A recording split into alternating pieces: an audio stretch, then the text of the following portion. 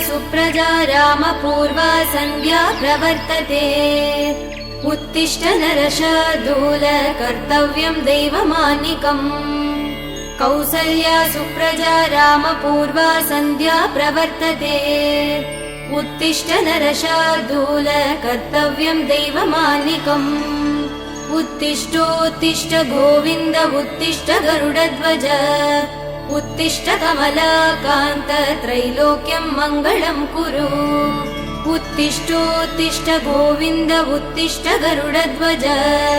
उत्तिष्ठ कमलाकान्त त्रैलोक्यं मङ्गलं कुरु। मातः समस्त जगदां मधुकैटभारे। वक्षो विहारिणि मनोहर दिव्यमूर्ते। श्रीस्वामि निःश्रित जनप्रिय दानशीले। श्रीवेङ्कटेश दयिते तव सुप्रभातम्। मातः समस्त जगदां मधुकैटभारे। वक्षो विहारिणि मनोहर दिव्यमूर्ते। श्रीस्वामि निःश्रित जनप्रिय दानशीले। श्रीवेङ्कटेश दयिते तव सुप्रभातम्। तव सुप्रभातमरविन्दलोचने। भवतु प्रसन्न मुखचन्द्रमण्डले। विधिशङ्करेन्द्र वनिताभिरर्चिते। वृषशैलनाथ दयिते दयानिधे। अर्त्यादि सप्तऋषयः समुपास्य सन्ध्याम्। आकाश सिन्धु कमलानि मनोहराणि। आदाय पादयुगमर्चयितुं प्रपन्नाः। शेषाद्रिशेखर विभो तव सुप्रभातम्। पञ्चाननाब्ज भव षण्मुख वासवाद्याः। त्रैविक्रमादिचरितं विबुधास्तुवन्ति। भाषापति पठति वासरशुद्धिमारात्। शेषाद्रिशेखर विभो तव सुप्रभातम्।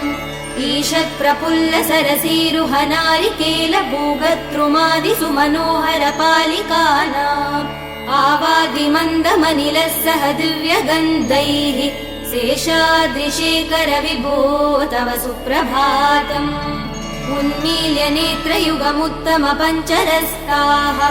पात्रावशिष्ट कदलीफलपायसानि। भुक्त्वा सलीलमतकेळि सुखा पठन्ति। शेषाद्रिशेखर विभो तव सुप्रभातम्। तन्त्री प्रकर्ष मधुरस्वनया विपञ्च्या। गायत्यनन्तचरितं तव नारदोऽपि। भाषा समक्रम सकृत्करचार रम्यम्। शेषाद्रिशेखर विभो तव सुप्रभातम्।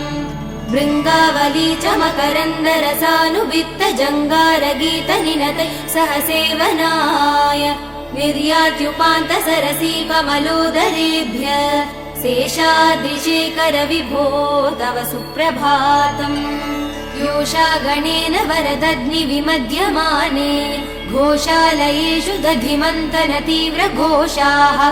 रोषात् कलिं विदधते कपुपश्च कुम्भाः। शेषाद्रिशेखर विभो तव सुप्रभातम्। पद्मे च मित्र च तपत्र गतालिवर्गाः। हर्तुं श्रियं कुवलयस्य निजाङ्गलक्ष्म्या। भेरी निनादमिव बिभ्रति तीव्रनादम्। शेषाद्रिशेखर विभो तव सुप्रभातम्। श्रीमन्नभीष्टवरदाखिल लोकबन्धो। श्री श्रीनिवास जगदेक दयैक सिन्धो। श्रीदेवता गृहभुजान्तर दिव्यमूर्ते। श्रीवेङ्कटाचलपते तव सुप्रभातम्। श्रीमन्नभीष्टवरदाखिल लोकबन्धो। श्री श्रीनिवास जगदेक दयैक सिन्धो। श्रीदेवता गृहभुजान्तर दिव्यमूर्ते। श्रीवेङ्कटाचलपते तव सुप्रभातम्। श्रीस्वामि पुष्करिणिकाप्लव निर्मलाङ्गाः। श्रेयोर्तिनो हर विरिञ्चि सनन्दनाद्याः। द्वारे वसन्ति वरवेद्रहतोत्तमाङ्गाः। श्रीवेङ्कटाचलपते तव सुप्रभातम्। श्रीशेषशैल गरुडाचल वेङ्कटाद्रि नारायणाद्रि वृषभाद्रि वृषाद्रिमुख्याम्। आज्ञां त्वदीय वसदेरनि संवदन्ति। श्रीवेङ्कटाचलपते तव सुप्रभातम्। सेवा परा शिव सुरेश कृशानुधर्म रक्षोऽम्बुनाथ पवमान धनाधिनाथाः बद्धाञ्जलि प्रविलसन्निजशीष देशाः श्रीवेङ्कटाचलपते तव सुप्रभातम् धाटीषु देविह गराज मृगाधिराज नागाधिराज गजराज हयाधिराजाः स्वस्वाधिकार महिमादिकमर्तयन्ते श्रीवेङ्कटाचलपते तव सुप्रभातम् सूर्येन्दुभौम बुधवाक्पति काव्य सौरि स्वर्भानुकेतु दिविशत् परिषत् प्रधानाः त्वद्दासदास चरमावधिदासदासाः श्रीवेङ्कटाचलपते तव सुप्रभातम् त्वत्पादधूलिभरितस्फुरितोत्तमाङ्गाः स्वर्गापवर्ग निरपेक्ष निजान्तरङ्गाः कल्पागमाकलनया कुलतां लभन्ते श्रीवेङ्कटाचलपते तव सुप्रभातम् त्वद्गोपुराग्रसिगराणि निरीक्षमाणाः स्वर्गापवर्ग पदवीं परमां श्रयन्त मर्त्या मनुष्य भुवने मतिमाश्रयन्ते श्रीवेङ्कटाचलपते तव सुप्रभातम् श्रीभूमिनायक दयादिगुणामृताब्धे देवाधिदेव जगदेक चरण्यमूर्ते श्रीमन्ननन्त गरुडादिभिरर्चिताङ्ग्रे श्रीवेङ्कटाचलपते तव सुप्रभातम् श्रीपद्मनाभ पुरुषोत्तम वासुदेव वैकुण्ठमाधव जनार्दन चक्रपाणे श्रीवत्स सिंह चरणागत पारिजात श्रीवेङ्कटाचलपते तव सुप्रभातम् कन्दर्पदर्पहर सुन्दर दिव्यमूर्ते कान्ताकुचाम्बुरुह कुट्मललोल दृष्टे कल्याण निर्मल गुणाकर दिव्यकीर्ते श्रीवेङ्कटाचलपते तव सुप्रभातम् मीनाकृते कमटकोल नृसिंहवर्णिन् स्वामिन् परस्वत तपोधन रामचन्द्र तेषां स राम यदुनन्दन कल्किरूप श्रीवेङ्कटाचलपते तव सुप्रभातम् एलालवङ्ग घनसार सुगन्धितीर्थम् दिव्यम् वियत्सरिदि हेम घटेषु पूर्णम् धृत्वाद्य वैदिकसिकामणयः प्रहृष्टाः तिष्ठन्ति वेङ्कटपते तव सुप्रभातम् भास्वानुदेति विकचानि सरोरुहाणि सम्पूरयन्ति निनदैकगुबो विहङ्गाः श्रीवैष्णवा सततमर्थितमङ्गलास्ते धामाश्रयन्ति तव वेङ्कट सुप्रभातम् ब्रह्मादयः सुरवरा समहर्षयस्ते सन्दः सनन्दन मुखास्त्वत योगिवर्याः धामाश्रयन्ति तव हि मङ्गलवस्तु हस्ताः श्रीवेङ्कटाचलपते तव सुप्रभातम् लक्ष्मीनिवास निरवध्य गुणैक सिन्धो संसार सागर समुत्तरणैकसेतो वेदान्त वेद्य निज वैभव भक्त भोग्य श्रीवेङ्कटाचलपते तव सुप्रभातम् लक्ष्मीनिवास निरवध्य गुणैक सिन्धो संसार सागर समुत्तरणैकसेतो वेदान्त वेद्य निज वैभव भक्त भोग्य श्रीवेङ्कटाचलपते तव सुप्रभातम् इत्थं वृषाचलपतेरिह सुप्रभातम् ये मानवा प्रतिदिनं पठितुं प्रवृत्ताः तेषां प्रभात समये स्मृतिरङ्गभाजा प्रज्ञा परार्थ सुलभां परमां प्रसूते इत्थं वृषाचलपतेरिह सुप्रभातम् ये मानवा प्रतिदिनं पठितुं प्रवृत्ताः तेषां प्रभात समये स्मृतिरङ्गभाजा प्रज्ञा परार्थ सुलभां परमां प्रसूते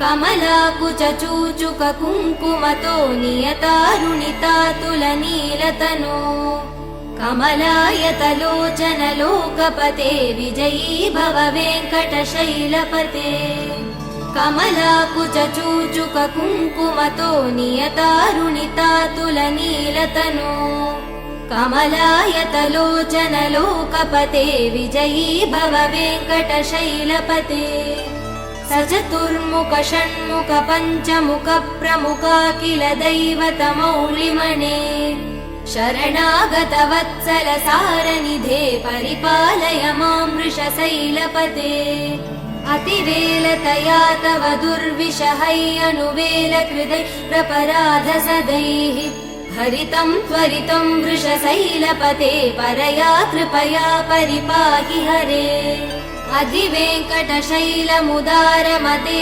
जनताभिमतादिकदानरतात् परदेवदया गदितान् निगमै कमलादयितान् परं कलये कलवेणुरवा वसगोपवधू शतकोटिवृतात् स्मरकोटिसमात् प्रतिवल्लविकाभिमदात् सुखदात् वसुदेवसुधान्न परं कलये अभिराम गुणाकर दासरथे जगदेकधनुर्धर धीरमते रघुनायक राम रमेश विभो वरदो भवदेव दया जलते अवनीतनया कमनीयकरं रजनीकर चारुमुखाम्बुरुहम् रजनीरजराजतमो मिहिरं महनीयमहं रघुराममये सुमुखं सुहृदं सुलभं सुखदं स्वनुजं च सुखाय ममोघचरम् अपहाय रघुत्वहमन्यमहं नत कञ्चन जातु भजे विना वेङ्कटेशं ननाथो ननाथः सदा वेङ्कटेशं स्मरामि स्मरामि हरे वेङ्कटेश प्रसीद प्रसीद प्रियं वेङ्कटेश प्रयच्छ प्रयच्छ विना वेङ्कटेशं ननाथो ननाथः सदा वेङ्कटेशं स्मरामि स्मरामि हरे वेङ्कटेश प्रसीद प्रसीद प्रियं वेङ्कटेश प्रयच्छ प्रयच्छ अहं दूरतस्ते पदाम्भोजयुग्म प्रणामे जयागत्य सेवां करोमि सकृत्सेवया नित्यसेवाफलं त्वं प्रयच्छ प्रयच्छ प्रभो वेङ्कटेश अज्ञानिना दोषान् शेषान् विहितान् हरे क्षमस्व त्वं शेषशैलशिखामणे अज्ञानिना दोषान् शेषान् विहितान् हरे क्षमस्व त्वं शेषशैलशिखामणे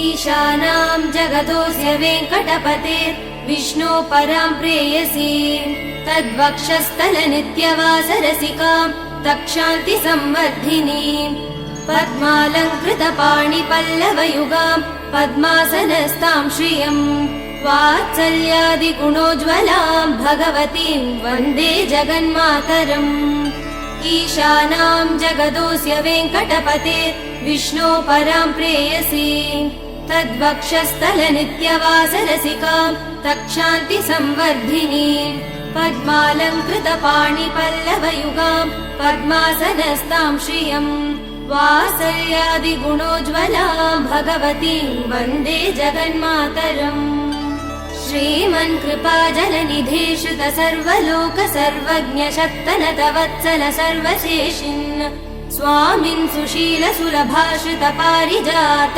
श्रीवेङ्कटेश चरणौ शरणौ प्रपद्ये श्रीमन्कृपाजलनिधे श्रुत सर्वलोक सर्वज्ञ शक्तनत वत्सल सर्वशेषिन् स्वामिन् सुशील सुलभाश्रित पारिजात श्रीवेङ्कटेश चरणौ शरणौ प्रपद्ये आनूपुरार्पित सुजात सुगन्धि पुष्प सौरभ्य सौरभगरौ समसन्निवेशौ सौम्यौ सदानुभवनेऽपि नवानुभाव्यौ श्रीवेङ्कटेश चरणौ शरणौ प्रपद्ये सद्यो विकासि समुदिद्वर सान्द्र राग सौरभ्य निर्भर सरोरुह साम्यवार्ताम् सम्यक्षु साहसपदेश विलेखयन्तौ श्रीवेङ्कटेश चरणौ शरणौ प्रपद्ये रेखामयध्वज सुधा कलशातपत्र वज्राङ्कुशाम्बुरुह कल्पः शङ्खचक्रैः भव्यैरलङ्कृत दलौ परतत्त्वचिह्नैः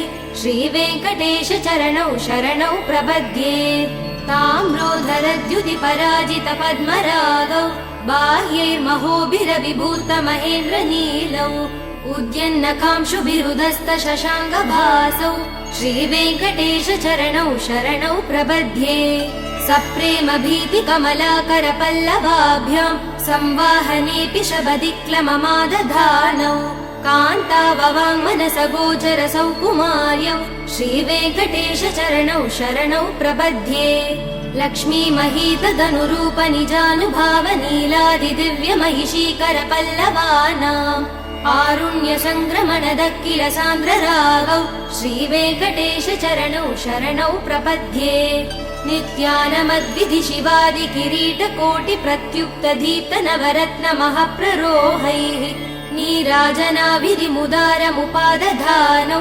श्रीवेङ्कटेश चरणौ शरणौ प्रपद्ये विष्णोपदे परम इत्युदित प्रशंसौ यौ मध्व उत्सहिति भोग्यतयाप्युपातौ भूयस्तथेति तव पाणितल प्रदिष्टौ श्रीवेङ्कटेश चरणौ शरणौ प्रपद्ये पार्थाय तत्सदृश सारथिना त्वयैव यौ दर्शितौ स्वचरणौ शरणं व्रजेति भूयोऽपि मह्यमिहतौ करदर्शितौ ते श्रीवेङ्कटेश चरणौ शरणौ प्रपद्ये मन्मूर्ध्निकालियपणे विकटाटवीषु श्रीवेङ्कटाद्रिशिखरे शिरसि श्रुतीनाम् चित्तेऽप्यनन्य मनसां सममाहितौ ते श्रीवेङ्कटेश चरणौ शरणौ प्रपद्ये अम्लान हृष्यदवनीतलकीर्न पुष्पौ श्रीवेङ्कटाद्रिशिखराभरणायमानौ आनन्दिता किल मनोनयनौ तवैतौ श्रीवेङ्कटेश चरणौ शरणौ प्रपद्ये प्रायप्रपन्न जनता प्रथमावगाह्यौ मातुस्तनाविव शिशोरमृतायमानौ प्राप्तौ परस्पर तुला मधुलान्तरौ ते श्रीवेङ्कटेश चरणौ शरणौ प्रपद्ये सद्वोतरै सतत सेव्य पदाम्बुजेन संसारतारकदया दृदृगञ्जलेन सौम्योपयन्तृमुनिना मम दर्शितौ ते श्रीवेङ्कटेश चरणौ शरणौ प्रपद्ये सद्वोतरै सतत सेव्य पदाम्बुजेन संसारतारकदया दृदृगञ्जलेन सौम्योपयन्तृमुनिना मम दर्शितौ ते श्रीवेङ्कटेश चरणौ शरणौ प्रपद्ये शीशश्रिया घटिकया त्वदुपाय भावे प्राप्ये त्वयि स्वयमुपेयतया स्फुरन्त्या नित्याश्रिताय निरवध्य गुणाय तुभ्यं शां किङ्करो वृषगिरीश न जातु मह्यम् शीशश्रिया घटिकया त्वदुपाय भावे प्राप्ये त्वयि स्वयमुपेयतया स्फुरन्त्या नित्याश्रिताय निरवध्य गुणाय तुभ्यं शां किङ्करो वृषगिरीश न जातु मह्यम्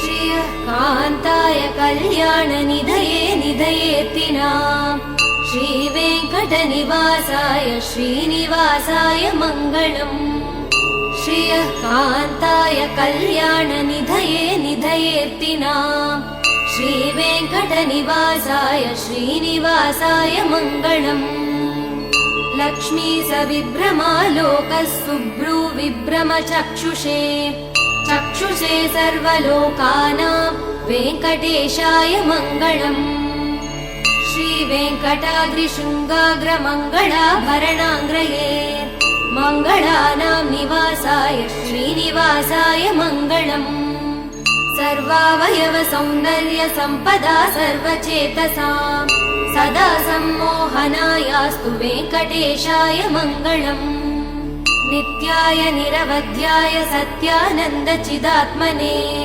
सर्वान्तरात्मने श्रीमद्वेङ्कटेशाय मङ्गलम् स्वतः सर्वविदे सर्वशक्तये सर्वशेषिने सुलभाय सुशीलाय वेङ्कटेशाय मङ्गलम् परस्मै ब्रह्मणे पूर्णकामाय परमात्मने प्रयुञ्जे परतत्त्वाय वेङ्कटेशाय मङ्गलम् आकालतत्त्वमश्रान्तमात्मनामनुपश्यताम् अतृत्यमृतरूपाय वेङ्कटेशाय मङ्गलम् प्रायस्वचरणौ पुंसां चरण्यत्वेन पाणिना कृपया दिशते श्रीमद्वेङ्कटेशाय मङ्गलम् दयामृततरङ्गिण्यास्तरङ्गैरिव शीतलैः अपाङ्गैः सिञ्चते विश्वं वेङ्कटेशाय मङ्गलम् श्रग्भूषाम्बरहेतीनां सुषमावहमूर्तये सर्वार्तिशमनायास्तु वेङ्कटेशाय मङ्गलम् श्रीवैकुण्ठविरक्ताय स्वामि पुष्करिणीतटे रमया रममाणाय वेङ्कटेशाय मङ्गलम् श्रीवैकुण्ठविरक्ताय स्वामि पुष्करिणीतटे रमया रममाणाय वेङ्कटेशाय मङ्गलम् श्रीमत्सुन्दरजामातृमुनिमानसवासिने सर्वलोकनिवासाय श्रीनिवासाय मङ्गलम् मङ्गलाशासनपरैर्मदाचार्य पुरोगमैः सर्वैश्च पूर्वैराचार्यैः सत्कृतायास्तु मङ्गलम्।